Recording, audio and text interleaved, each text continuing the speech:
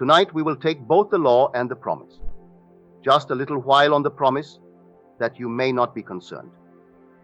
For I do know that so many people tell us that we must do this, that, and the other, or else. Well, you forget it. God planned everything as it has come out, and as it will be consummated.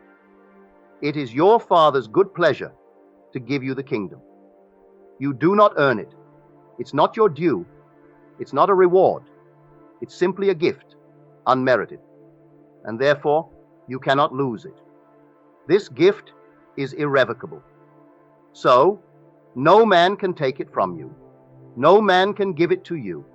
So let no one frighten you. It is yours, and it's coming on time.